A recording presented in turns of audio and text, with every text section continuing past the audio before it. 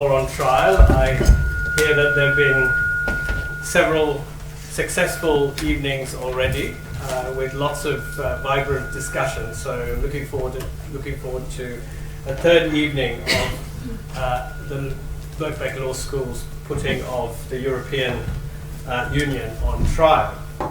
So my name is Stuart Moita. I'm Deputy Dean of the Law School, and I will introduce the panelists in more detail just before they speak, but I will, just to give you an outline of proceedings today, I will make a few introductory remarks, and then I will introduce each of our speakers to come and speak for about 10 minutes, and then there will be, I think, plenty of time for a discussion and questions from you.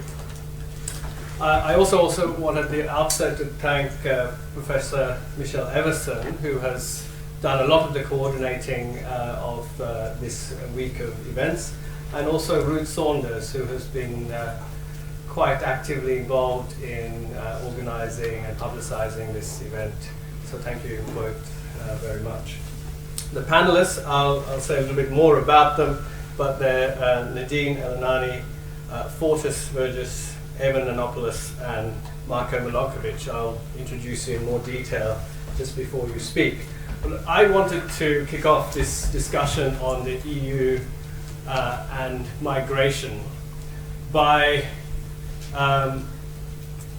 presenting two propositions.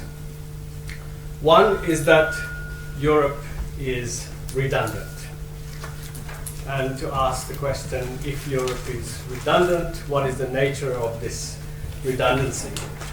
And second, that the refugee is redundant. And what does it mean to claim that the refugee is redundant? And in particular, what is the relationship between these two ideas? So in what sense might Europe be redundant? I want to start with the beginning of what is today regarded as the European project, which I would say from its outset was a racial project as well as an economic project. As a racial and economic project, it has its origins in the post-war period in Germany and the significant developments around German ordoliberalism, which we can trace back to the work of prominent Christian Democrats such as Ludwig Erhard. In his speeches in 1948, Erhard, who was to go on to become German Chancellor between 1963 and 1966, drew a sharp distinction between the social responsibilities of the state and its economic responsibilities. And what the Christian Democrats were trying to do in the late 1940s and 1950s was to draw a wedge between National Socialism, the fascist ideologies of the German state, and what was an attempt to recover the state in the face of National Socialism or fascism. And I think I know what's going on here, maybe two microphones close to each other. So what the Christian Democrats and the ordoliberals were trying to do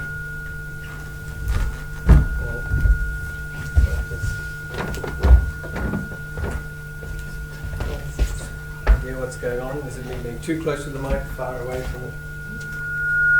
Just point the mic on the speaker. That way. Okay, great, thanks.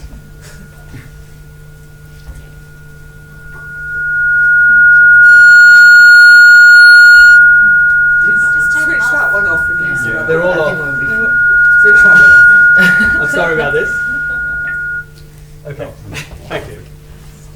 What the Christian Democrats were trying to do was, I was saying, was draw a distinction between the National Socialist state or the fascist state and what was going to emerge as the post-war West German state. And it was in this context that the Freiburg School of Ordoliberalism gave rise to an idea of economic responsibility very much focused on the human subject as an economic subject. It seems to me, so we know that these ideas were also later matured in the Chicago School Economics of the 1970s, where the individual was supposed to become an entrepreneur of themselves. But these economic developments in West Germany were not taking place in some kind of historical vacuum. It was taking place in the context of a crisis in Europe. And the crisis in Europe, going back even further to the 1930s, could be summed up in Paul Valeri's comments. And Paul Valéry, a very important European thinker, but let me just quote you some of the sentiments that he expressed in relation to the crisis of the European spirit. He says this, looking at the many achievements of the world, he says, the most, and I quote, the most astonishing and fruitful have been the work of a tiny portion of humanity living in a very small area compared to the whole of the habitable lands. This privileged place was Europe, and the European man, the European spirit, was the author of these wonders. What then is Europe? Valéry asks. It is a kind of cape of the old continent, a western appendix of Asia. It looks naturally towards the west. On the south, it is bordered by a famous sea whose role, or I should say function, has been wonderfully effective in the development of that European spirit with which we are concerned. What Valéry is lamenting is the crisis of an idea that Europe was the brain of the world. And this is the sense in which Europe is a racial formation. It believes itself to be the headland of a vast Asian continent. But on the other hand, embedded in Valéry's text is also Europe's anxiety. It may just be the appendix of Asia.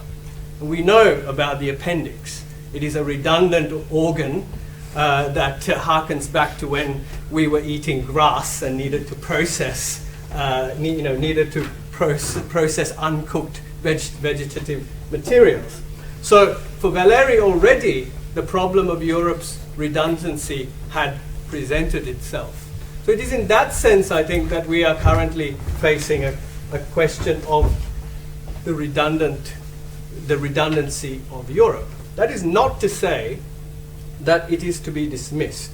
I think the challenge on the left is to ask itself the question, what are we to make of Europe? When you look around this room, we see people from very different backgrounds and histories, and it is for us to ask ourselves the question, what does Europe mean to us? After all, we are here because they were there, and we want to hold on to that idea of the relationship between Europe and the rest of, supposedly the rest of the world. Secondly, my point about the refugee being redundant. We know that what has been termed the refugee crisis of the summer of 2015 has, and I know my colleagues on the panel will speak much more about this, has been one of the elements that have provoked and informed the debate around the European Union, its borders and its future. Schengen, we know, is in crisis, as are the various agreements around the movement, free movement of people. So in some way, the demand of the refugee, the demand made by the refugee, has also been part of the European crisis we're thinking about. The refugee is redundant in another sense, in that the determination of refugee status always comes too late. When the state recognizes you as a refugee, you have already made the decision to remove yourself from a position of danger, to organize a journey, to leave a home and a community, and in a sense, to be driven into a form of exile. So the state's determination of whether or not you're a refugee comes arguably too late, and in that sense it is a redundancy. This is not to say that the position of exile should be valorized. So what does it mean if we're to think about the refugee in terms of exile? What are we to make of this concept of exile? Here, I think Edward Said's thinking is very important. To quote Said, he says, "Is it not true that the views of exile in literature and moreover in religion obscure what is truly horrendous, that exile is irremediably secular and unbearably historical, that it is produced by human beings and that like death, but without death's ultimate mercy, it has torn millions of people from the nourishment of tradition, family, and geography." Nonetheless, Said used exile and deployed exile in a sort of dialectical struggle against the nation and nationalism. And this is how I want to connect the problem of exile, the nature of exile, or the question of exile, with the sort of resurgent nationalism that we're seeing in Europe today.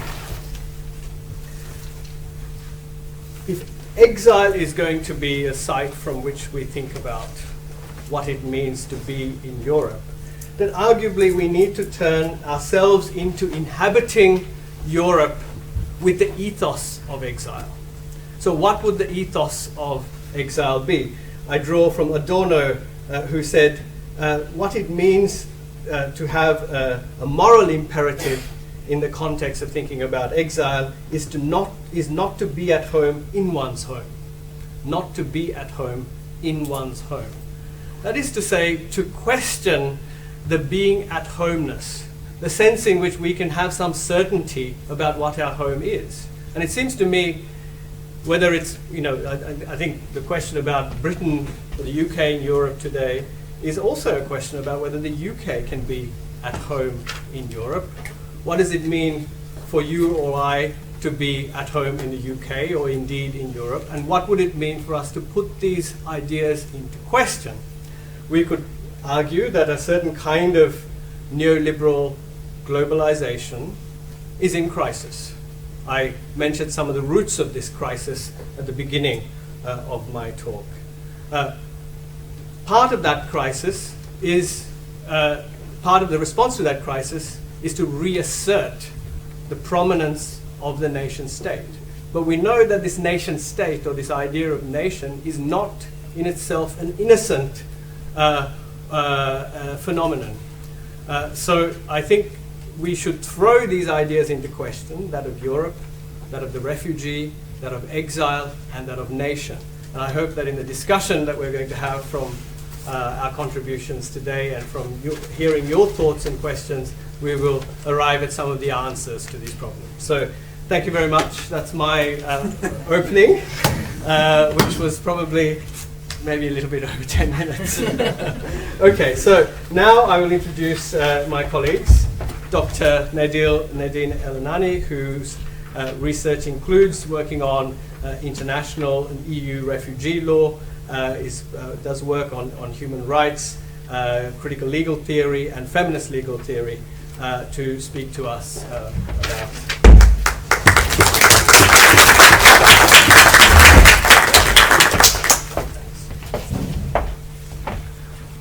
Thanks for that, Stuart.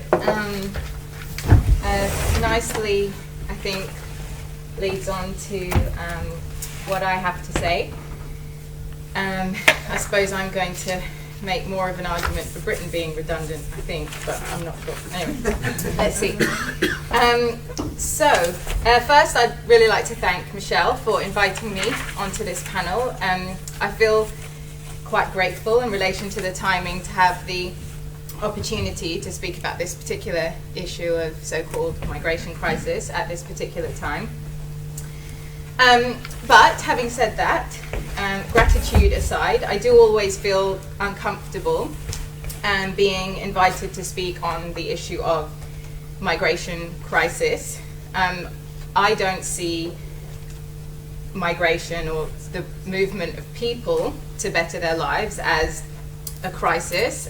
Instead, I see fortified, militarized borders, restrictive immigration control, and structural racism and oppression as being crisis. Those living in northern countries tend to think of migration or speak of migration crisis only when it's other people doing the moving. When they talk about themselves as moving, they are going on holiday or moving abroad or having a gap year or living as an expat. And so what I'm going to say today is very much a reflection on what it means to be talking about migration crisis in this space, meaning Britain, and at this particular time. So in the days, on the last days of campaigning in the run-up to the EU referendum, a referendum which has been almost entirely eclipsed by the issue of migration. In a nutshell, my talk warns against waiting or indeed voting for Lexit, and by Lexit, of course, I mean the notion that there is or there has emerged a left-wing argument for voting Leave in the upcoming referendum. Waiting for Lexit, I've come to understand waiting for Lexit to be, or is to be that frog in that cautionary tale. You know, the one that sits in boiling water as it slowly boils until it's too late. I was that frog. I stayed quiet on the question of the EU referendum for some time.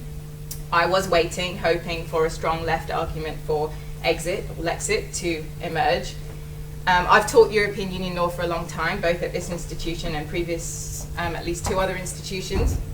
And I've always tried to, as my students who are here, I recognize some of you in the audience, they will know that I've tried to instill in them a healthy skepticism around the EU. I think I've worked very hard to show them that it's possible to be critical of the neoliberal, capitalist, imperialist EU and not fall into the anti-migrant, sovereignty, fetishizing UKIP camp. And so when the EU referendum was first announced, I made the Lexit argument when the topic would come up, casually in conversation. I'd say a vote for the EU is a vote for capitalism, it's a vote for militarized borders, it's a vote for austerity. But the sad reality is that that argument has elicited only the minutest of echoes. So I've come to see Lexit as a dream that hasn't been realized, and waiting for Lexit has been like waiting for Godot, in more ways than one. Graham Hassel has aptly described Beckett's play of that name as being, I quote, a metaphor for mainland Britain, where society has ever been blighted by a greedy ruling elite, keeping the working classes passive and ignorant by whatever means. And the means adopted by the Brexit campaign in a bid to sway voters to vote to leave the EU has primarily consisted of scaremongering on the issue of migration. Of course, it isn't that I expected better of Nigel Farage and the likes of Michael Gove and Boris Johnson, but what I hoped is that they wouldn't succeed, as they have done, aided by, of course, the mainstream British media, in drowning out the possibility for a left movement to emerge in opposition to the EU. And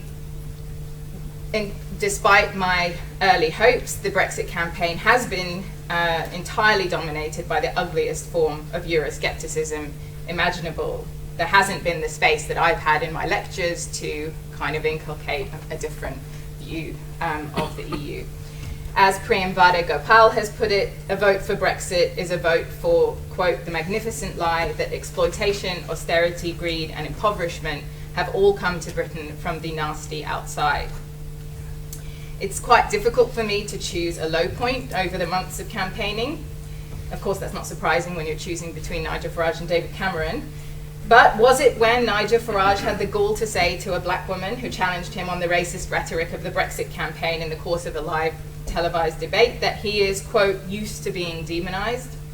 Or was it when Michael Gove had an Islamophobic rant about Turkish birth rates and criminality? Or was it when the UKIP donor-funded Leave EU's recent tweet emerged saying, act now before we see an Orlando-style tragedy here before too long? It is, of course, as I said, a nightmare scenario to have to choose between Cameron and Farage. It's a very sad choice to be faced with for any anti-racist and anti-capitalist. With the debate on the EU referendum eclipsed by the topic of migration, it's no surprise that Cameron himself is really struggling to hold the fort, having spent the last 5-6 years peddling the lie that migrants are to blame for society's ills rather than, at least on his watch, his government of millionaires and their penchant for murderous cuts. But if Britain does vote leave, it does so on the terms of the racist and xenophobic Brexit campaign. A leave vote would provide a mandate for these Brexit leaders to at least push for Fortress Britain, which of course already exists, as I'm sure the other speakers will show. Fortress Britain exists within Fortress Europe, and Fortress Britain certainly exists insofar as it can exist as a fortress alone, even within the borders of Europe. It is the most fortified of EU countries. It's not part of Schengen. It has negotiated for itself a flexible opt-out in relation to EU laws on asylum and immigration, and it has consistently used that opt-out to opt out of any rights-enhancing legislation in relation to protecting asylum seekers, and has opted in whenever there are restrictive measures that would help it to fortify its capacity to exclude those trying to enter. There is no refugee crisis in Britain, it's important to point out. Britain has barely increased its resettlement quota in light of the movement of so many desperate Syrians. A similar number of asylum applications are made this year in Britain as were made in 2008, unlike the higher numbers we see in other EU countries. Britain has been the strongest advocate of the EU Dublin regulation, one of the most restrictive EU laws on asylum, which has been pushed for by northern countries such as Britain, which essentially sees asylum seekers confined to southern European states, sometimes under conditions found to be by the European Court of Human Rights to be inhuman and degrading. We will see no loosening of Britain's borders if it leaves the EU, quite the opposite. And obviously you can probably all see how pained I am to be putting this argument. And yes, my students will no doubt see the irony. Nor is, really hate Cameron nor is there a migration crisis in Britain. Here I am even forced to buy into the divide between the migrant and the refugee, again an argument I consistently try to break down in theoretical terms. There is no migration crisis in Britain. The only crisis identifiable is that caused by a capitalist system which sees the ongoing enrichment of the few and the impoverishment of the many.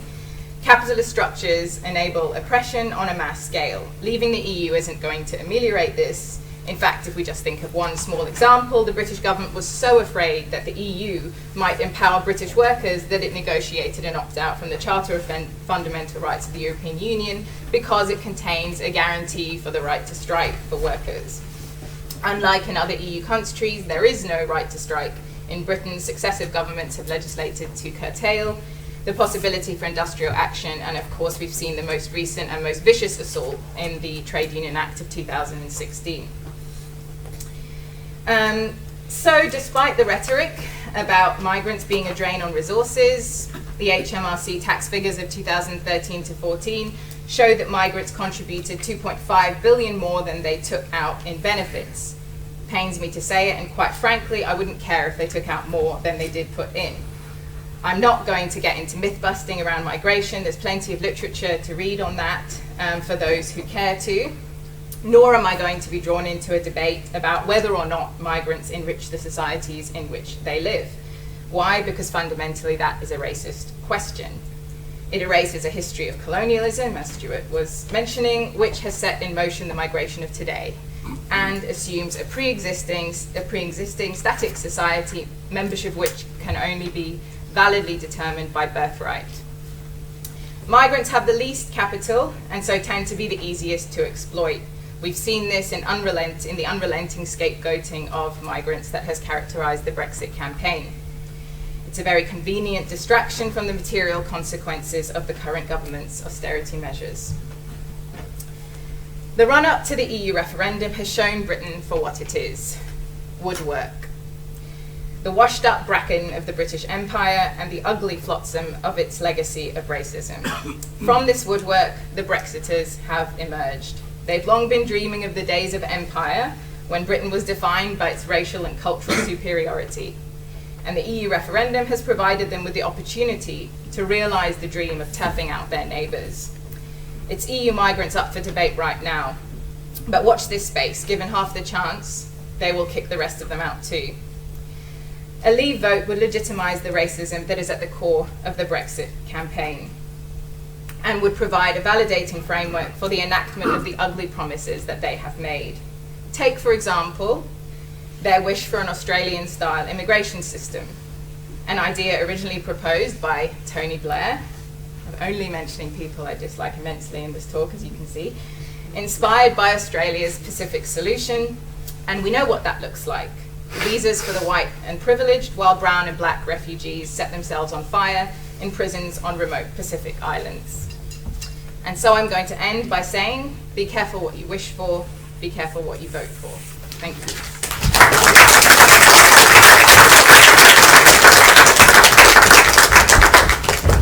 Well, thanks very much, Nadine. So our next speaker is Fortis Vergas, who's from the School of Law at the University of Manchester. He researches on EU law and international human rights. His PhD thesis from Cambridge examined collective labour rights within the constitutional structure of the EU. Thanks.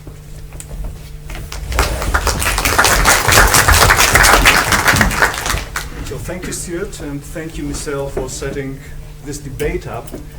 And actually, when Michelle asked me to come and participate, my first thought was to be this constitutional scholar that I usually am and come up with brilliant theories. And then I spent a couple of months at refugee camps in Greece doing research there on the field. So then my second instinct as an academic was to come up with a brilliant PowerPoint with statistics and numbers and what the Commission reports and what the UN High Commission for Refugees reports. Up until a few days ago, when I was marking EU law scripts for Manchester, reading quotes by Boris Johnson and Nigel Farage in them as arguments in favor of the Brexit. And as I was doing that, I got a text message from a friend working for the UN High Commission for Refugees in Greece. And she's Greek, so she started off with the usual Greek, calling out to me. She said, "Malaka, I'm crying." And of course, I wanted to see why my friend was crying. And working for the UN High Commission of Refugees, she learned that she had managed to relocate a family which was initially not actually eligible for relocation to a hotel after 5 months, 3 of which were spent in Idomeni, which was the bleakest of the camps out there in Greece, effectively a field at the Greek-Macedonian border. And she had done that in her own time, trying on her own, and she had managed to get them to get a hot shower. And when that happened, the mother of the family sent her a text and a photo of the kids smiling. And my friend couldn't retain her tears. So instead, I thought about talking not about statistics or data or reports, but how things actually are on the ground, regardless of what the Commission might be reporting, regardless of what any international institution might be reporting. So right now, especially after the March agreement between Turkey and Greece, 60,000 people are effectively imprisoned in Greece, waiting for the fates to be decided by the powers that be. 43 camps have been set up, hotspots the government calls them, effectively concentration camps, have been set up over the last 2.5 months, some of them in a very hasty manner, in an attempt by the Greek government to effectively reach the targets set by the Commission and by the common agreement between Turkey and the EU in late March. So the idea, for those of you who don't know, after the 20th of March, is for everybody who crosses the borders, the European borders, from Turkey to either Greece or Italy, be effectively deported back to Turkey, which is now considered a safe third country. And if you consider that about 15% of the refugees right now in Greece are ethnically Kurds, Yazidi Kurds from Syria and southern Turkey, you can see how Turkey is probably not a safe third country for them. So this works in paper perfectly. So if you read the reports that the UN High Commission of Refugees has been putting out for the last month or so, it seems as if this project has been working brilliantly. So you have these 43 camps, relocation, asylum processes, relocation, and family reunification processes have started to produce some results. And the idea is to keep people safely in these camps for a couple of months up until their applications are processed. Now the truth is a bit off. In truth, out of those 43 camps, probably 15 to 20 are of really humane conditions. And by humane conditions, I mean basic sanitation, electricity, some health provision, some of them, in a small number of them, some provision for children, like education, play, whatever. In the latest of them, though, the ones that opened after mid-May, the situation is pretty bleak. Some of them are abandoned, and Everstock will connect to what I'm about to say, because some of them are set within abandoned industrial buildings that became abandoned due to the economic crisis of the last 5 years, abandoned hostels and hotels in Athens, but some of them are set again in fields, awaiting for the UN to set up tents. Now, the idea again is for this to be a temporary solution for people who are waiting for their application process to be processed. And that's what the EU has pledged, that's what the UN has pledged, that's what Greece has pledged. In reality, up until 20 days ago, in order for you to apply for asylum or relocation in any of the European countries, the process was thus. You had to wait in your camp, or wherever you were stationed, your tent, up until a moment in time, a moment in the day arrived. Let's say you're from India or from Pakistan or from Afghanistan. There was a set hour for Pakistanis, 10 to 11, to place a Skype call to the asylum service in Athens. If you didn't have Wi-Fi, if you didn't have a mobile phone, and even if you didn't manage to secure that connection, and if you didn't manage to get somebody to pick up that connection from Athens, you weren't even able to submit an application in the first place. Now, the reason that happened was staff shortages in the asylum services, and staff shortages on the part of the EU that had sent presumably experts on the field. None of those experts was doing any real admin job, any real admin work. The admin work on the field is being carried predominantly by NGOs, up until a couple of months ago in a slightly disorganized manner. So some NGOs are registered and are working formally, some are working informally, some are not NGOs, they're essentially solidarity groups of volunteers who just turn up and help with various issues. One of those issues was helping people set up those Skype calls. So if you were a volunteer 2 months ago in Idomeni, you might be asked to produce your mobile phone to a Syrian to be able to place a call in Athens over Skype and have somebody pick up. Now, obviously that was not a process. That, by the way, was reported by every single one of the formal institutions as asylum processes that are being carried on. So on paper, everything looked brilliant and very humane. The pre-registration, the formal pre-registration process, with admin staff by the asylum service going on the field, going to the refugees instead of having the refugees call them, began yesterday. And by yesterday, I mean literally yesterday. It was to begin a week ago. So the idea is having the asylum service and the UN High Commission of Refugees sending out teams in the various camps in order to pre-register refugees and informal migrants, whatever that is. The problem is with the pre-registration process that it will probably take 6 months, even though the initial target is for 2. So the pre-registration process, what the pre-registration process does is it assigns you a number. It gives you a small band that you are supposed to be wearing for the next 2 months, and any analogies that you could make, please make them. So, and you're not supposed to use that band because that's your ID number that will be used for the asylum processes down the road. And then if you, during the pre-registration process, you get your ID, you get your name in a list, and then there's a pledge by the authorities for you to receive a text message, an SMS, sometime by the end of summer. So the goal right now is July the 30th. And on that SMS, you will be provided with a date of an appointment with the asylum services, either in Athens or Thessaloniki, or I think, if I'm not mistaken, on Lesbos, Mytilene, the capital of Lesbos.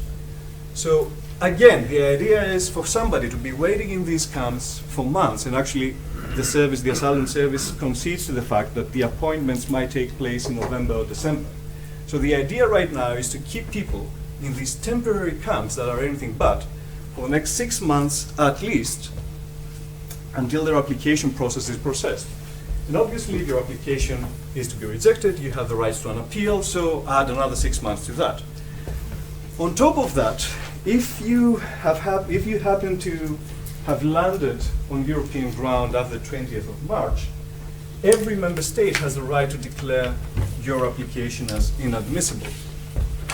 One of the grounds of inadmissibility is your option to apply for asylum in a safe third country. And what is that safe third country? Turkey. It doesn't really matter if the country isn't safe, as long as you have the right to apply to the safe third country. It doesn't really matter if that safe third country grants you asylum, as long as you have the option, your application is inadmissible in the European Union, period. So everybody who crosses the borders after the 20th of March is effectively stuck in Turkey. Well, the situation is pretty bleak as well.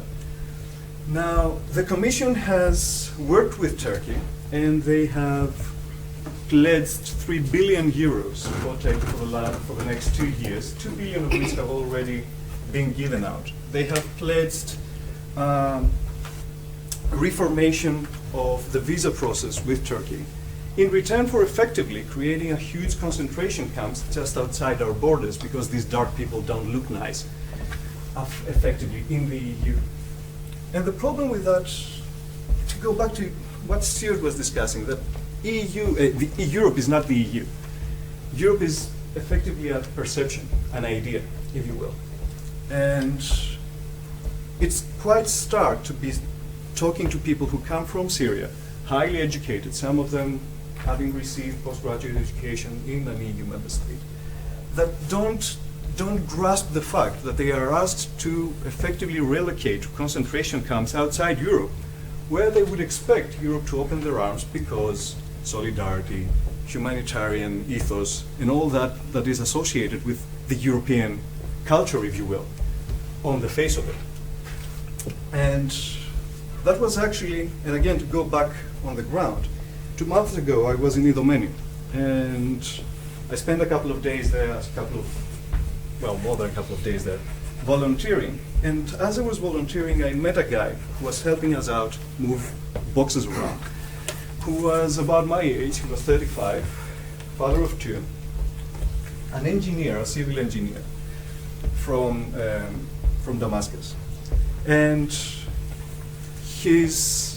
that happened on the 19th of March. Remember, the 18th of March, the agreement between Turkey and the EU was signed.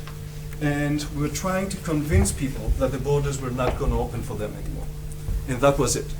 And a week afterwards, you probably saw that in the news, the Macedonian border police actually gassed down 2-year-olds and 5-year-olds, trying to keep them out of the borders. Anyway, so as I was talking with Salam, he was trying to tell him that, from a legal point of view, you don't have the right to enter the European Union anymore. That's it.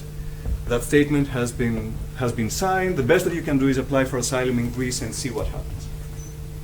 And he could not wrap his head around it. So he told me that he had done a master's in Uppsala, and he had worked in Uppsala for 3 years. He spoke perfect Swedish. He spoke perfect English, probably better than mine. And he was educated believing that Europe is not this economic monster, if you will, that would keep people in need outside its borders. And he literally couldn't understand what was going on. He couldn't grasp the political situation. He was sure. He was quoting, articles from the Universal Declaration of Man. He was sure that by mere culture, the Europeans would open their borders. Instead, Salam right now is at a camp at Yavata, waiting for his Skype call for the next week, and then waiting for a group to register him, to make him wear a band with an ID number for the next 6 months, and then probably kept out because he's too dark for us. And for those people who think that the darkists are, the Syrians are too dark for us, so the likes of Nigel Farage and Boris Johnson, who my students in Manchester quoted in their exam scripts, and that's not a very good thing to do, I should point out that according to the latest data from the Greek Asylum Service, we had 5,000 asylum applications and 5,000 relocation applications over the last 6 months.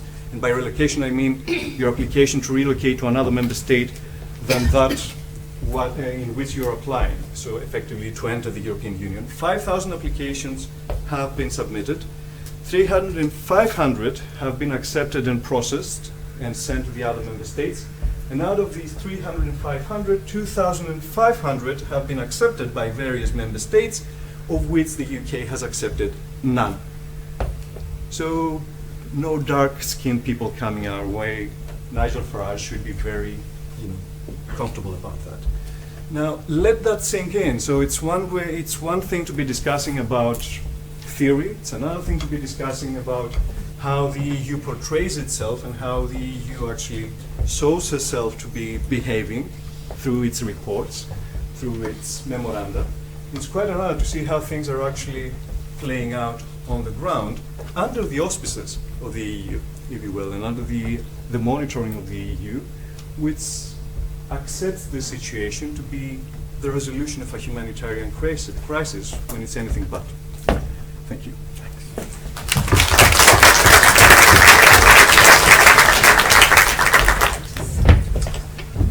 Thanks, Fortis. So now we have Ava Nanopoulos, who is the Bob Alexander College lecturer and fellow at the University of Cambridge. She works on EU law and constitutional and even administrative law. I'm bad for good then. Thank you.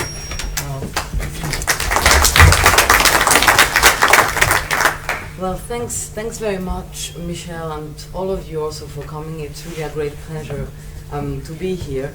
I'm basically the second part of the Greek, learning from the Greek experience thing. Fotis has already gladly done the job of outlining some of the issues with regards to the migration crisis. Basically what I will do is put the whole thing into context, looking at the economic and political conditions in Greece, and from that try to explore what that tells us about the question that Michelle raised in her blurb, which was, does the EU have the capacity to master crisis? I should begin, I think, by saying that I think it's extremely important to be looking at this question from the perspective of different states, including non-member states. Because there's a tendency amongst EU scholars, and particularly lawyers, to look at to fetishize the object and to look at the EU from the top on its own terms, and often with little regard of what the EU means outside its own borders. This is not to say, of course, that the EU just means different things in different contexts and to adopt a completely nihilist or relativist position, but it's to make the point that the EU is an institutional design which we can only really comprehend by aggregating, by reconstructing both its internal and its external power dynamics. This is why I think that looking at the Greek example is important for us, and to also contextualize the sort of where the migration crisis really happens. So in Greece, the reality is that 7 years on to the crisis, things have gone from worse to worse. For all the shock therapy, there is absolutely no sign that the economy is recovering. Unemployment now is about to reach 30%, and the Greek debt, in the name of which all this austerity is being imposed, is about to hit 187% of the GDP.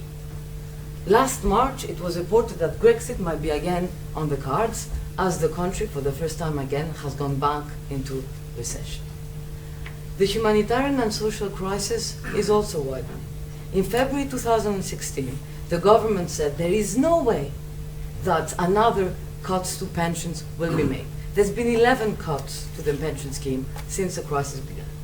2 months later, May 2016, after a 48 hours general strike, which culminated in Parliament Square on the night of the vote, again, another cut to pension happened.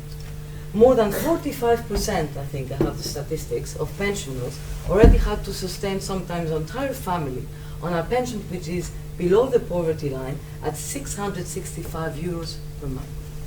Now, some of them might need to do that under the new national pension, which is 384 euros a month. The anger has started going down the middle classes, with the first time lawyers and journalists leading the march to Sindaman Square. Among this package was also what we call the koftis, which is, I think, the cutter or maybe the scissors, which basically enables further cuts to pass by executive decree, that is, without parliamentary debates, in the event that Greece doesn't meet its primary surplus targets. Democracy is nowhere to be seen in this picture. One of many red lines that the government has crossed over the last months, these measures really carry the sign of a much deeper political crisis.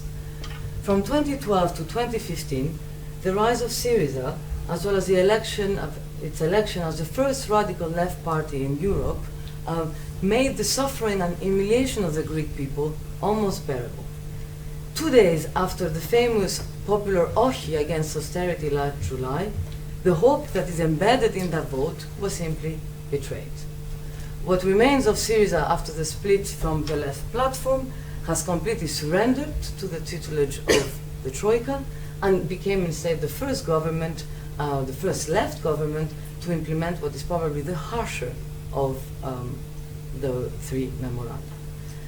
The much dreaded Brexit, ironically enough, perhaps might come to us with a slightly different face this time, in the form of Schengen expulsion, rendering Greece basically as a second-tier buffer zone for what is now Fortress Europe.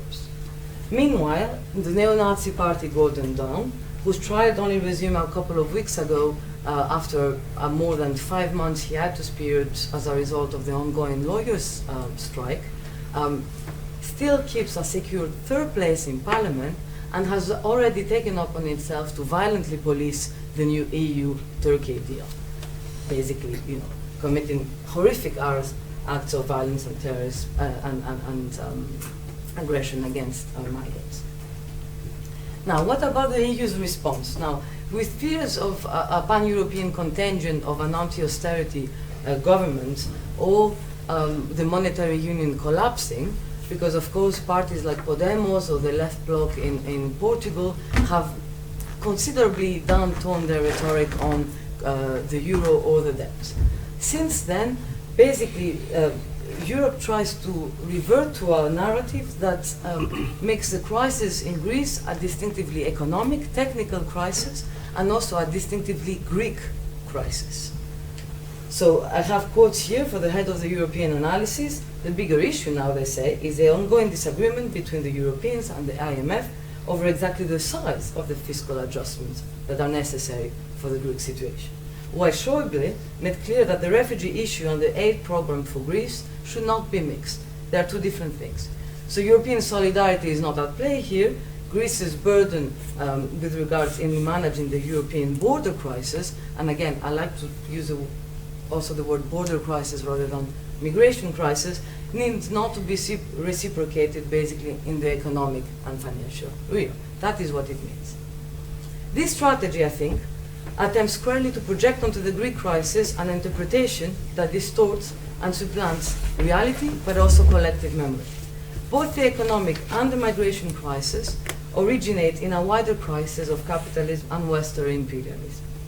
For all the rhetoric about Europe as a peace project or a social Europe, Europe is an integral part of the institutional structures that are designed to preserve the existence and stability, importantly, of the transnational capitalist system, alongside, of course, other institutions as the IMF, the NATO, or the WTO. When the crisis hit the European continent, deep structural imbalances and asymmetries in the EU's institutional and constitutional DNA as exemplified, for example, in the MEU, but also the Dublin regulation, which means that Greece carries most of the migration crisis burden, served basically as a catalyst and reproductive mechanism of this crisis, of which the situation, I think, is Greece is only one of many other byproducts. As has been observed, the resulting crisis of hegemony has been met with a distinctively authoritarian turn. Stricter rules, intransigent austerity, walls, and an unqualified commitment to TINA, both on the economic and the ideological level. There's of course very much to be learned from the Greek experience and the Syriza experience, but what is characteristic of the EU's response to it is a commitment to regime change or regime transformation. Already in 2011, the Papandreou government was replaced by a technocratic cabinet. The IMF also, because the EU is not alone in this, its own road to redemption follows a slightly different route. So after 30 years of mastering the art of strong economic restructuring throughout the developing world, just a couple of weeks ago, the IMF had a change of heart, perhaps, and came out to openly admit that neoliberalism may not be the answer after all, they say. In the Greek context, having fiddled their own rule to enable them to participate in the Greek loan, and having repeatedly denied allegations that the Greek debt was unsustainable, now again, a month ago, came out to say that actually they won't participate in the third loan agreement unless there was a restructuring of the debt. The end of an ideology? Not quite, however. Already at the onset of the crisis, the IMF has claimed that it changed its tactics. A recent study whose finding was published a couple of weeks ago, carried by the University of Cambridge, revealed that having studied basically the period from 1984 to 2014, that the IMF practices, and I quote again its notes, concluded that the gaps between rhetoric and practice in the IMF's lending activities reveal an escalating commitment to hypocrisy. On the Greek front as well, a deal has now been secured that, in which the IMF will be participating in the next loan agreement. And of course, it involves more austerity for Greece, and the so-called debt relief is only might be considered from 2018 onwards, and does not actually, it's a bit of a misnomer because it doesn't involve any restructuring or cancellation of the Greek debt. Now, with this small sketch of the context of the migration crisis, this is a country, remember, which is at the front line, battling with this border crisis. What does that tell us about the EU's capacity to master crisis? I think that such political maneuvers tells us that actually they might be excelling at it. They reproduce them, they prolong crises, they contain them, they distort them, they control them, they avoid them, sometimes they even fight over them. And for whose benefit? The banks? An exclusive Western lifestyle? The abstract ideals to which the EU adheres are very compelling. But at least in Greece, the evidence, I don't think, adds up. The narrative of Greece as Europe's problem child, which is really how we're being depicted, dismisses exactly the sort of reconstructive exercise we are trying to do here, and which attempts to sort of have a more holistic narrative of what the EU really is about. Already in the UK media, the frantic reporting of last summer has been replaced by a more passive coverage of events in Greece. After, of course, the referendum was announced, even though the situation, as I just outlined, remains unchanged. A fear of further xenophobia and racism in the hands of the right, an impediment to the case, which is central to the critical left campaign to remain in the EU, that an alternative Europe is possible? Of course. But not just that, also an overwhelming sense that we'd just rather not go there. Meanwhile, there, on the ground, we see pain, but also moving acts of solidarity from locals, volunteers, migrants, refugees, passers-by. I think this is how real internationalism is built, and these are the real saviors of today's crisis. Thank you.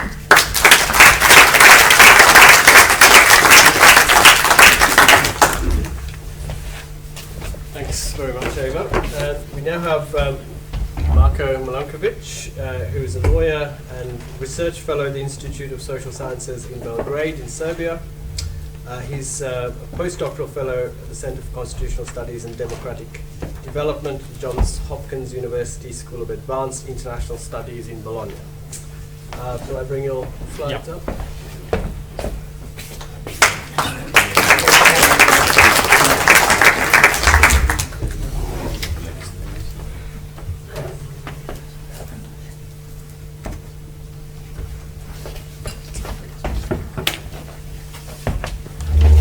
Well, good evening, everyone, and first of all, thanks, Michelle, for inviting me in this interesting panel. As Michelle says, I love my PowerPoints, so I prepared one today, and the idea is basically for me to give a Western Balkans perspective, or actually to speak about the transit countries, the countries on the transit route from Turkey, Greece to the rest of the Europe. What I'm going to speak about is why I propose the definition unconditioned burden sharing is trying to connect this issue of handling the migration crisis with the attitudes in the countries of the Western Balkans and basically their joining efforts or trying to join efforts to handle this crisis. What I'm going to speak about mostly is experiences of Serbia, the country I come from, but also giving some facts about the other countries. What I'm proposing in this presentation is actually that Western Balkan societies, I would say here mostly Serbia, Croatia, which is a recent member of the EU, has demonstrated a willingness to adhere to European values. Well, mostly. There has been a lot of problems in handling this situation, but as my presentation I think is going to be like in the most positive spirit here, we could have seen in the previous years that basically both local politicians and populations alike have shown the solidarity with people in need. I suppose mostly having in mind that the societies in the region had suffered a lot some 25 years ago. So main points, I'm going to say something about the magnitude and the situation in the Balkans. What was the response? What are the implications for the region of handling the crisis, and how putting these European values on its largest test, most probably since the start of the European integration. What is my opinion? Is EU able to manage this crisis, and how have countries of the Western Balkan actually demonstrated their ability and willingness to adhere to European values? So basically, coming to the basic facts, around 1 million migrants have used the Western Balkan route before it was shut down in March 2016 upon this EU-Turkey agreement.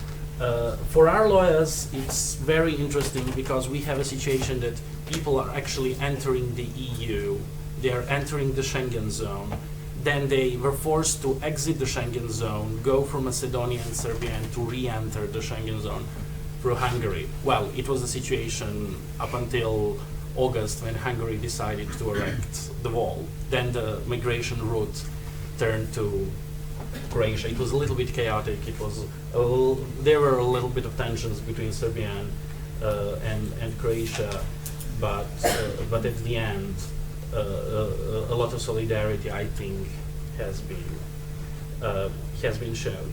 What is specific for the Western Balkans is there were mostly no intention of migrants to stay in the Western Balkans.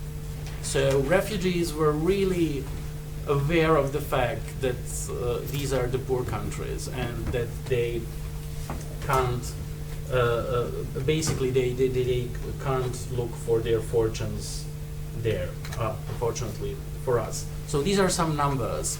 People arriving to Greece, arrivals in 2015, arrivals in 2016. So what were the countries affected? Mostly affected were, of course, Macedonia and Serbia, and unfortunately I have to say Macedonia could not master the crisis. So there were some very, very bad examples, as Fotis has outlined, and even though I'm very critical, I'm always very critical of Serbian government, I have to say this was an occasion where it actually behaved quite well. Croatia basically was not that affected until August, as I said, when Hungary has closed the borders, and other states of the Western Balkans mainly remained unaffected, with people only occasionally using these routes to get to the Western Europe. Bulgaria, okay, it's not a Western Balkans country, but it was partially affected because most migrants didn't feel like using this route, going from Turkey to Bulgaria to Romania or Serbia to try to get it, as there were many problems and many examples of violence against refugees. Now they are using it more and more, and there are really some grim reports of what is happening to people on their route. So one more picture of the route, but I suppose you have all seen it quite often in media. So why do I say solidarity rediscovered? The region has gone under great hardship in the 90s. The economy has contracted much more than in Greece. Like many countries lost more than 50% of their GDP from the 80s. Many people from the region actually used to be refugees themselves 20 years ago. They had to relocate from Bosnia, from Croatia, to go to Serbia, to go to West Europe, to go beyond, to US, to Australia, and so on.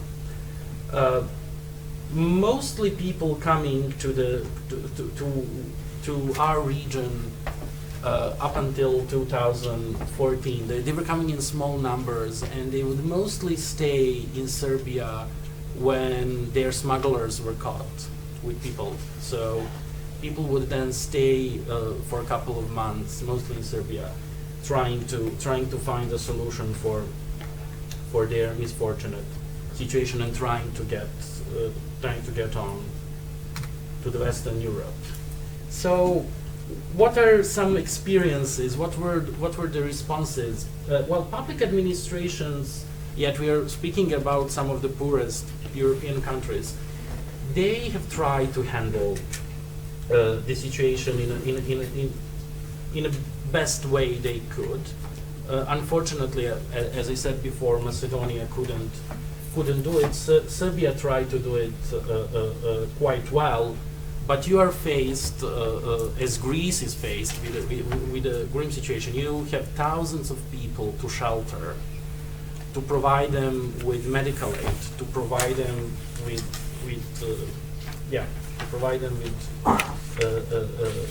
food,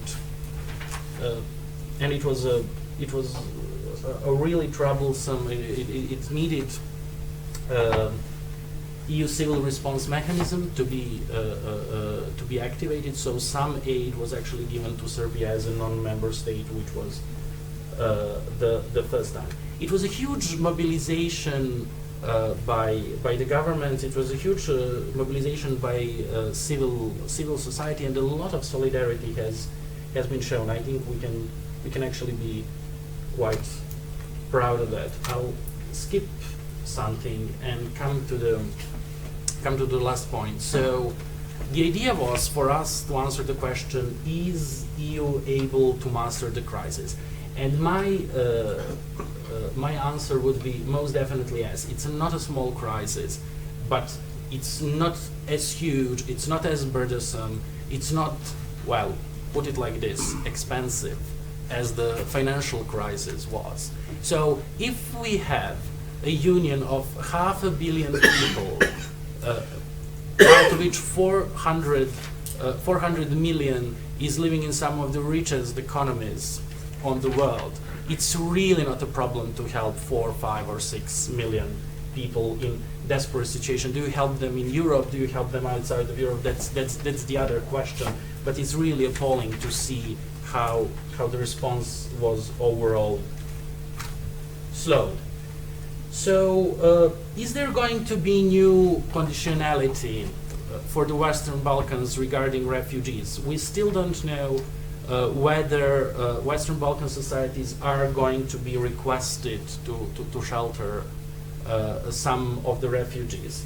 Up until now, only the Serbian Prime Minister actually came with a proposal to resettle a number of refugees, and they have given his statement here from August. We will accept a number of people. We are more European than Europe. That was actually a very interesting thing, being outside of Europe and actually implementing European values. So, and the most important thing was we will not erect the walls. That was a response to Hungarian action of closing the border. So overall, notwithstanding all avoidable or unavoidable flaws at times, I think that mainly Serbia, but also other countries of the regions, has demonstrated capacity to master the crisis. So, to finish with some positive images. On the left-hand side, you have a Croatian policeman holding a child whose mother is receiving a medical aid after making her way from Serbia to Croatia. And on the right-hand side, you have a Serbian policeman playing with a Syrian boy who lost his family. And basically, it was a big story in the media, and with a funny twist, because it was discovered that the policeman is actually an Albanian. So Albanian policeman working in the Serbian police forces became a national star for a couple of days, but sending a very, very positive picture of humanity and solidarity. So with that, I have finished.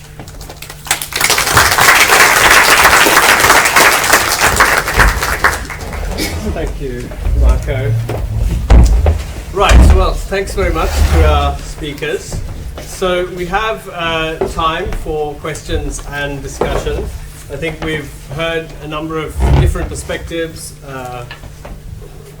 each of them deploying, I think, some version of an idea of Europe and the ways in which we might contest those ideas, what Europe means and how this notion of Europe relates to phenomena of movement or migration or the refugee or indeed the notion of crisis. So I won't try to summarize what were rich presentations, but rather throw it over to you. I'd like to have maybe collect some comments and questions. Do please try to keep your interventions as short as possible so we can hear from as many of you as possible. So, questions or comments? Yes. Can I just have a few hands? Anyone else? Yeah, one. Okay, great. Yes, let's start. I mean, for me, the issue about Europe is a question of ideology and about what makes a difference between us viewing, people fleeing the war as vermin and so on that they've been described in some of the national press, or us making the sort of human bonds and links of solidarity with people. And I can understand in Serbia where people have been refugees, or a large portion have been refugees recently, there might be the sort of obvious thing, links with people's own experience. But a lot of what around the Frankfurt School after the Second World War, there's a whole generation of intellectuals quite concerned about how their parents' generation suddenly was won over to Nazism. And I wouldn't say that Europe's on the verge of fascism, but there are parallels about how people can see other humans as, as just a problem, really. Okay, thanks. Yes. I think there was already lots of sign from third world when there was problems before, when the refugees were coming here. And we have great discussions here, and it's fantastic that we look at it. But we didn't look at those issues that time. It gives you some ideas, but we're going to have trouble expected in Europe. And we didn't take care of them, and we used those refugees for skills and labor for this country to develop. And we didn't look at it deeply enough. What will happen if it's going to expand into bigger problems? Okay, so you mean sort of previous waves of post-colonial migration to Britain, the EU, and so forth. Okay, thanks. And the third comment, the back there, yeah. Yeah, sorry. Just very briefly, I think you outlined some of the very basic framework of responses from different European governments. Quite unsatisfactory to be frank, very disappointing in a way, when it comes to human rights and the international legal framework that governs, how we should actually welcome refugees, asylum seekers, whether they travel the borders or in countries. So, what I'd be interested to hear from you, scholars, is who will hold these governments accountable, and the European Union as such. If we are kind of being apologetic about their actions because of the number of people, because of the crisis, because of financial considerations and stuff like that. So there is at the moment nobody, no authority who actually holds these countries and the European Commission accountable. But I think I would very much welcome more thinking into how this can actually be achieved when there is an existing international legal framework.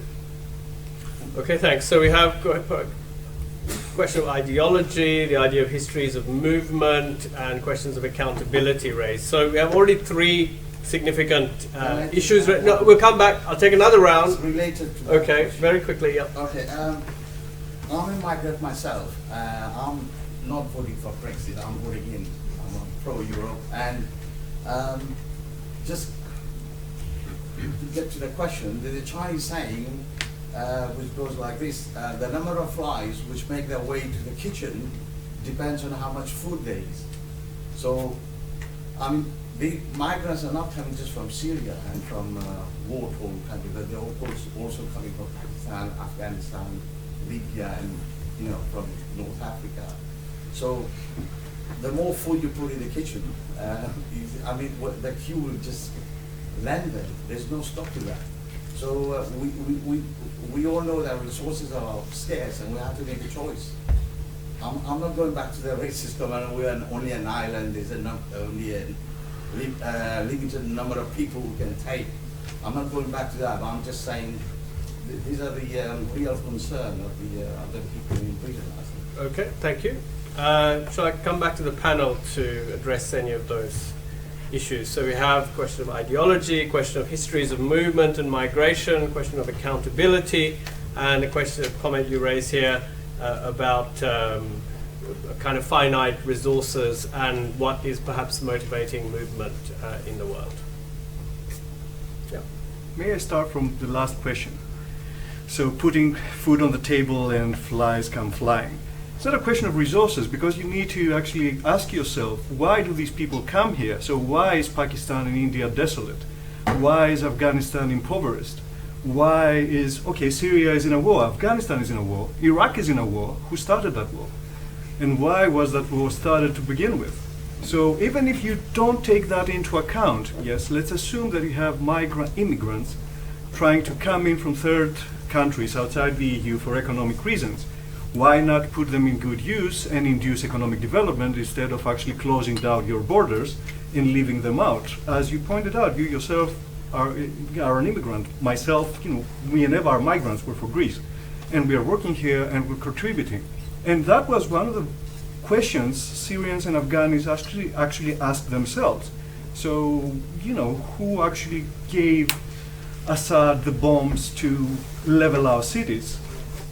And even though they should be completely angered with the, Europe at large, nevertheless, they have this idea of this other Europe being out there, this ideal of a Europe, if you will, that would open its arms to people in need and make good use of their skills internally. And that ties to the question about government reaction and who holds governments accountable. So coming from Greece, I think that the general sentiment is that nobody can hold governments accountable because there is no institutional way to hold governments accountable. You can try elections and then you vote for one thing and something else happens. So a technocratic government is put in place instead of the government that you voted. You vote no and yes happens. So there is no institutional way. Then you try the courts and the courts tell you something like the main objective here is the survival of the Eurozone, so let's leave everything else aside. So you're left with just yourself. And that's exactly what was happening in Greece, which I didn't have the time to go into. With the refugee crisis up until 2 months ago. So everything that I just described, camps being set up, that are being managed by the military and the police, so effectively government institutions, were not set up until 2 months ago. For the last year and a half, makeshift camps were catered for by volunteers, NGOs, and the community on the ground, on the city. So you had, when you engage in conversation with these people, they would tell you, okay, I'm completely fed up with the political situation.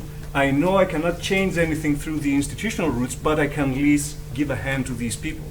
And one of the stark kind of anecdotes, if I may, for 2 minutes, I live in a working class neighborhood in Thessaloniki, right? One of my neighbors is a dock worker who was fired over the crisis, and he's a stark, so his whole life was the docks, his football team, PAOK, and that's pretty much it, right? So, since we were kids. And the guy 5 years ago started being a strong advocate of Golden Dawn, because blame Angela Merkel, blame the foreigners, shut the borders, blame the immigrants, blame the refugees. And that trend they are the only ones that can actually raise any resistance. So since the political establishment is effectively, and the same goes for Britain, the same goes for France, is in cahoots with the status quo, so let's go for outsiders. And who's the outsider here? The nationalists, the fascists, effectively, the ultra-right. So, and he keeps on this narrative with the refugee crisis as well. So I bumped into him a couple of months ago as I was visiting in Romania, and I come back, I'm stinking, because that's what you get after 20 hours in a refugee camp, in a concentration camp, and I bumped into George. And it's the first time that he doesn't start, giving me a pep talk about Golden Dawn and refugees and migrants. So I'm trying to kind of instigate the talk.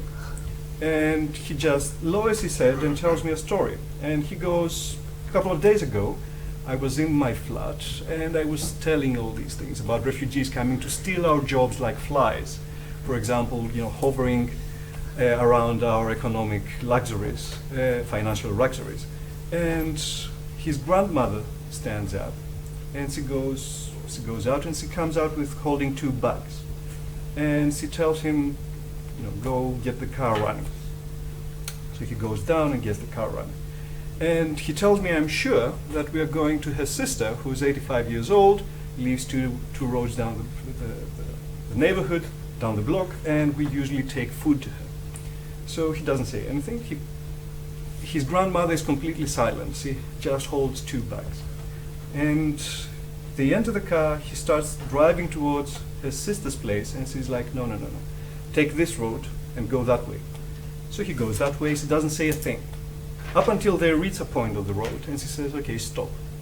She goes out, and that place was an occupied hostel, occupied by volunteers and people of solidarity movements that were effectively had turned it into a warehouse where packages were being compiled to be sent off to makeshift camps of refugees, everything from food to baby food to baby material to medicine, to you name it.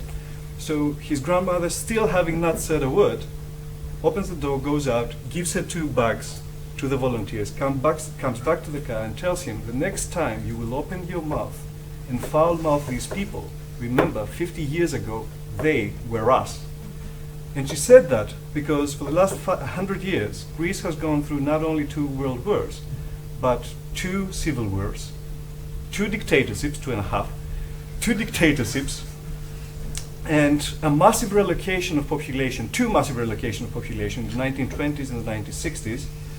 On top of that, you have massive expulsion of leftists, communists in the Balkans. So huge relocations all around. So there is living memory of that. There is living memory of living as a refugee and having to flee your country and coming back. So in the end of the day, it's not about politics. It's not about institutional roots. It's about your, inner humanity, if you will, whether or not you have these memories. So if you have to work from the bottom up, that's the solution probably, instead of petitions to the ECJ or whatever. Okay, I'm conscious of the time, so shall we take some more comments and questions? I think just in order to hear more from you. I had a few hands go up. Okay, yes. The refugees now in Greece or in Turkey, I read over 2.5 million. Which country one takes them? Because she said the register takes maybe 5-6 months, and here Britain takes 20,000 in 5 years, France took only 9,000 last year, Poland maybe 400. Who takes them this million people there? Where she go? Nobody. Nobody. Yes, she will be there for years because then only 3-4 countries take refugees. In other countries say we take only Christians or we want not anybody because some people are scared of Islam or anything. That's a big problems. You register them and then you have this there. Okay, Thanks. Who takes them? Yeah, Christian. Yeah, I want to talk about the issue of solidarity really, because I think we are not simply bystanders in all this. We are not simply observers of all this situation. And I think when we read the papers, it seems that what's happening with the refugees is something that is happening really far away from us. And actually, it isn't far away from us. And I'll come back to this. But also, to me, the issue of solidarity, it goes beyond the humanitarian aspect of it. Of course, yes, as human beings and everything that other speakers have put. But to me, at the center of this is that we have got common interests with these people. Their rights are our rights. When they lose their rights, societies become much worse for everybody. And I think whatever Foti said about Greek society is very, very true. Societies become much worse when sections of people become more brutalized and become more marginalized and they're losing their rights. So it's in everybody's interest, in this country and everywhere else, that refugees are treated humanely. It doesn't have to be a crisis, it's a created crisis. Governments could simply say, we open the borders and we let them in. How can it be that the richer societies of the world have got money to bail out, bankers, to allow, underwrite so-and-so debts that we all pay for, and they don't have money to house, some people who flee war and poverty. So that's one issue. The second issue is that really refugees have got their own agency. They made governments take action. They walked. They said, we don't trust anyone. We are going to walk and we are going to make you take some action. And all the way through their work in Europe, thousands of people showed solidarity to them, including people in Britain here, particularly after the death of the little boy Aylan. So to come back to Britain, really, there are things that we can all do to make our governments accountable, and I think is to put collective pressure on our governments. And anyone who wants to be part of this Saturday there is a convoy, it's called Convoy London to Calais, and it's organized by various trade unions and other organizations, and thousands of people are going to go from London to Calais to show real solidarity, to bring money, to bring messages of support, to bring other provisions that refugees need. Okay, thanks. I had two hands up there in the top. Yes, you and you. We've had quite a lot of criticism of European institutions in European countries, but we actually touched on the neighbours of Europe, countries such as Saudi Arabia, Kuwait, and Turkey, who actually fund and finance and frame the conflict itself.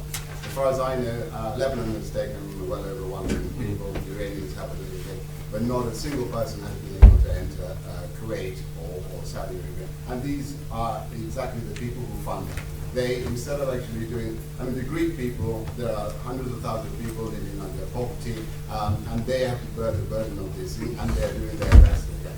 the Saudis and the Kuwaitis are busy buying up parts of land. So I don't think that's actually right. Okay, thank you for that point. Yes. Thank you so much to the panel for this evening discussion.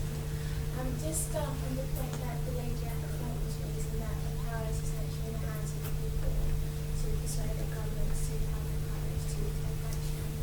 I think ultimately therein lies the problem, that they could, but they choose not to. The vast majority of people, it says a lot about us that the Sun is the most popular newspaper in the UK, and it doesn't even people's opinions. I think it just reflects the lowest common denominator, and unfortunately that's kind of the Britain that we live in. I really don't see that there's ever going to be any change regarding the migration situation that spontaneously arises out of the people. If we're waiting for that, then unfortunately we're wasting a very, very long time. Ultimately, in my view, I think the problem and the hypocrisy lies in the fact that Europe has this certain idea of itself, which isn't necessarily reflected in the reality that we see in terms of its actions. And so long as it peddles the lie and sells it to the rest of the world on the track stuff, it's almost like a Venus flytrap, and then you actually reach out for what it promises you, and then it shuts as soon as you get close to it, which I think is the ultimate tragedy of it. I can sit here and speak about it, but I do feel quite pessimistic, unfortunately, that so long as we have these kind of opposing democracies, where people are incentivized to promise and follow short-termist policies, we will never truly solve this crisis. Okay, yes. My contribution right here is having to talk about, what the problem is, and then what we have categorized the problem to be as to be refugee crisis. I think the right categorization of the problem is European crisis. This is really sad. When you started in Europe, it's seen as, or classified itself as Dr. Dean said, as the center of civilization. I think the problem we have right here is, first of all, to identify that there's no account of this word without a philosophical underpinning. And until we're able to destabilize the philosophies that propel these atrocities, we will not solve the problem. I mean, what really strikes me is seeing Lenin, people like you, who obviously bring in this norm to our norm. This is a known norm, something we already know, and we know what the problem is. The thing is, where do we go from here? Where we analyze what the problem is, and we analyze where the problem is, stems from, but we're not dealing with the root of the problem. I think the root of the problem is to deal and destabilize Europe, being positioned as a center of civilization and as a center of problem. The more we're able to destabilize Europe to that global center of civilization, the more we'll be able to solve the problem in the world. Because now, the refugee crisis has its own reasons. There are reasons behind why the crisis itself blew up. I mean, how do we solve that philosophy behind that crisis? We look at what happened in Libya, looking into what's happening in Syria, looking into what's happening in Iraq. All these are prepared under the notion of democracy. We want to expand democracy around the world. And we really expand democracy around the world, or we expand the problem under the world. I mean, I can take myself as an example. Being a black man, I do understand that my rights are just a creation of justice. There's no justice. But the problem is, should I really lay back? I got two questions to the brothers and sisters. Can I lay back and just watch this problem that I know what it is, or go ahead to fight? If I want to fight, how can I fight? There's just no way. I think what we should be doing right here is every time we confronted with this problem, rather than face the problem, we should face the root of the problem. And the root of the problem is Europe and the philosophies. Okay. All right. I'm conscious of the time. We're meant to wrap up by 8.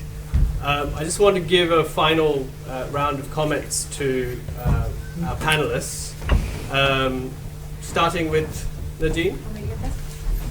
Thanks everyone for all your comments. I'll just say a few things. I do think that starting at the root of the problem is important, and I don't think that Britain has ever dealt with the legacy of racism, of colonialism and empire. The empire justified its existence on the basis that British people, white British people, were racially superior to others. That has never been dealt with, and that still exists today. We're dealing with the racist dehumanization of brown and black people. And I think that it's interesting you bring up Alan Kurdi, because I thought a lot about what it was about that particular photograph that all of a sudden people seem to care about refugees. And I do think it was a light-skinned child, and a light-skinned child. All of a sudden, and there was this hashtag, could be my child. You had all of these white mothers tweeting pictures of themselves with their baby saying, you know, could be my child. Alan Kurdi couldn't have been their child, of course, because as Stuart said at the beginning, they're here because we were there. Colonialism creates structures which privilege white people and means that the global south, people from the global south are stopped from moving and have shorter life expectancies, etc. So that's one thing.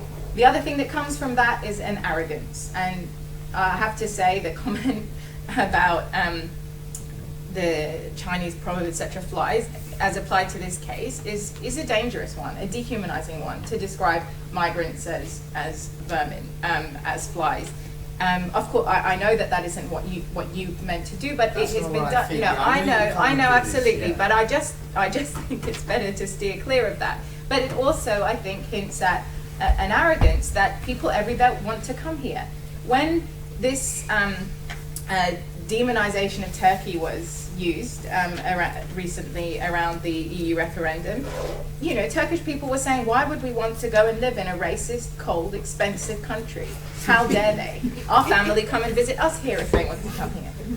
You know, people are happy where they are, and when they move because they have to, because they're living in desperate poverty or there is an invasion of their country, this is not some natural cause. This is a human-made crisis or harm, normally falling at the feet of Western, Northern leaders. And they have to take some responsibility for that. And they have to take responsibility for their past actions. And there have to be reparations, etc. So that's what I would say. As to what we can do, I don't, you know, I think that, as you were saying, if we're just left with our bodies, we have limited capacities to what we can do, but there are things that we can do, as Christina said. On Monday 20th as well, there's a protest at the Australian Embassy, a great example of putting refugees in concentration camps that the Brexit campaign really want to follow. If we are protesting there at 1 p.m. on Monday outside the Australian Embassy, which is just on the Strand near the LSE on Aldwych, and we're drawing the connection precisely with this is not what we should be following here, which we clearly are with the EU-Turkey deal. So that's one thing that Okay. you know, you can. Thanks. Yes, would you like to? Yes. Well, just briefly to address some of the things that were mentioned. I start with the history. Very brief history. Very brief, yeah. A short history. Short history. Well, I mean, I have to say I'm astonished by the position of most of the East European countries, and primarily by Hungary. We should recall 1956, when hundreds of thousands of people had to flee Hungary after the Soviet invasion. They found their shelter in Austria and Yugoslavia at the first time, and they were accepted. And I mean, all over the Eastern Bloc, people were actually trying to get out, and somehow their politicians tend to forget that. The second thing is a capacity of mastering crisis. Of course, there is a capacity. It's shame that these poor people were not helped in Lebanon, in Jordan. These countries are facing with millions of refugees. I turn back to Serbian case. Serbia had around 1 million refugees. So now we are talking about 1 million refugees in whole of the Europe. Serbia had over the 90s 1 million refugees. It had 250,000 people entering in 3 days. So is there ability and capacity for administrations to face it? Of course there is. I mean, of course there is. And thirdly, to finish, I think it all goes down to values of the union. I mean, 80s and 90s were party. Everything was easy, and everybody wanted to be in. And now, when you face the problems, I have to say that you basically this might be depressing. This might be grim, but I think, and I propose that, does this really reveal the nature of the union where everybody is in only for interests, and when you don't have an interest, you just leave the union and you don't want to deal with hard stuff? That is a depressing thing, which I finish. Thank you. Eva.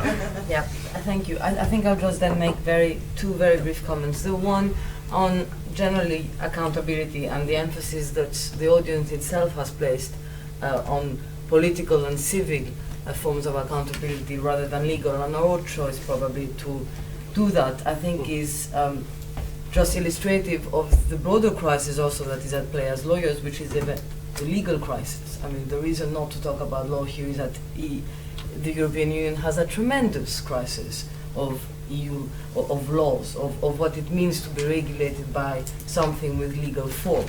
Okay, the rule of law has largely collapsed. Much of what it has done in the financial crisis is not within the structures of the treaties, but the migration crisis, the Dublin regulations have been suspended. All these mechanisms that traditionally, make us think as lawyers about the way to approach and frame and deal with a crisis are no longer there in the form. We know them, and this is quite important. You could do a human rights claim.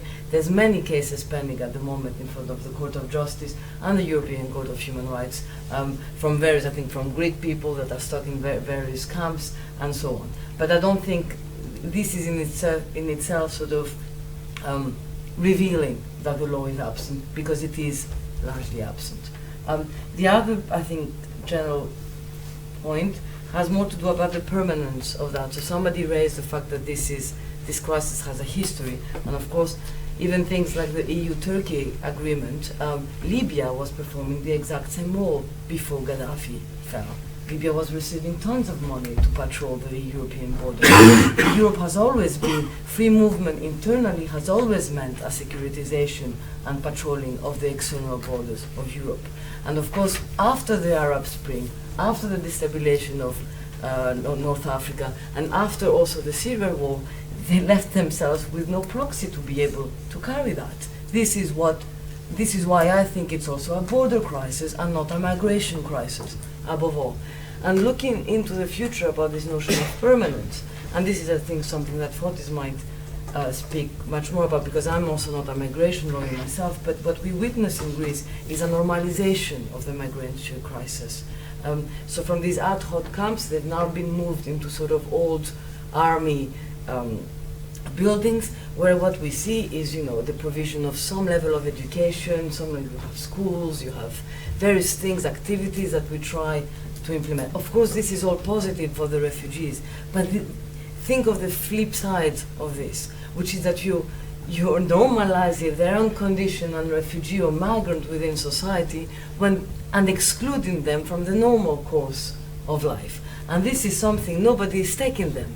And they're stuck in Greece, and this situation, I think, is taking roots that are quite dangerous. That's all I have to say. And very briefly, so what can you do? You're absolutely right. Deconstruct that damn elitist fallacy of an image the Europeans have of themselves, which is not only kind of racially induced, if you will, but economically induced. It's kind of a class racism, if you will. And the reason that the Syrian crisis resonated with Europe is because we're talking about light-skinned people that are lecturers and doctors and well-educated and have smartphones, and they're not barbarian Islamist goat herders from the Afghanistan or Pakistan who are coming in to dilute our beautiful civilization. So you're absolutely right. So do that in your writings, do that in your discussions to begin with, and then whenever you can, throw a wrench in the system, be it through taking to the streets like the Friends are doing. And by the way, if you asked the Friends a year ago if they would take the streets for a month and a half now in a general strike, they would call you crazy, and nevertheless they've done so. So take to the streets, work with your fellow people in solidarity movements, and if you have to vote to leave the union in a Brexit just by in order to throw a wrench in the system, knowing that what you end up with is the crazies of this world, like Nigel Farage's and the likes, but nevertheless creating a shock across Europe, well, why the hell not do that? So that's my answer to what you need to do. And in terms of temporary and non-temporary solutions, and where do these people go from Turkey? Well, nowhere. The UN High Commission of Refugees, which actually has architects that design the camps, are designing the camps in the likes of the camps that still exist in Rwanda, and they have existed since the Tutsi war in the beginning of the 1990s. They have existed for 25 years now, and actually there are people who are relocated from those camps to the UK right now, today, and they have people, officers from the asylum service here, that actually help them to learn how to switch on a light because they have lived all their lives in a refugee camp. So it seems that that's where we're going with Turkey. Permanent camps, permanent locations for the next 30 years until something happens. So throw a wrench in the system and let something happen. Convert the islands into camps. Yeah. Okay, thank you. Well, I am just going to close with some small remarks. I am quite optimistic. I think I'm optimistic because you're here, which means you care and you're thinking. I also believe that, as I said at the outset, exile, thought broadly, is a place from which to think. We are potentially talking about the possibility of withdrawing from Europe. That's one way of thinking about what the road ahead is. We're also thinking about whether or not Europe is a place in which we can be at home. That's one of the questions that we're asking. So in order to think about this, I want to close with a poem from Mahmoud Darwish, who is a Palestinian poet, and the poem is titled "Who Am I Without Exile?" It is a long poem which you could read more in its entirety for yourself, but I'm just going to read an extract from it. So Darwish writes, "There's nothing left of me but you, and nothing left of you but me, the stranger massaging his stranger's thigh. Oh stranger, what will we do with what is left to us of calm and of snooze between two myths?" What are these two myths? Nothing carries us, not the road, Brexit, and not the house, Europe. These are the two myths, I think. That there is not a road and that there is not a house. Was this road always like this from the start? Or did our dreams find a mare on the hill among the Mongol horses and exchange us for it? And what will we do? What will we do without exile? He's writing, of course, as a Palestinian and of a people who have spent much of the last half a century in one or other form of exile. But what he's writing about also is that there is a difference, I think, between saying no road and this is not the road. Yeah, you can keep being critical and saying this is not the road. That does not mean that there is no road to be taken. You can also say this is not the house. That does not mean that the position you're left with is that there is no house. So I think that does mean we really have to think. We have to be thinking very carefully about particularly the decision we all, if you're voting next week, have to make. But I think it's not. I don't think it's as pessimistic as thinking that there is no possibilities in Europe, or that there is something that there isn't anything other than Brexit as a possibility. So thank you to our panelists and also to you for your really thoughtful comments, and to Professor Chewett, who is no longer with us, but is, of course,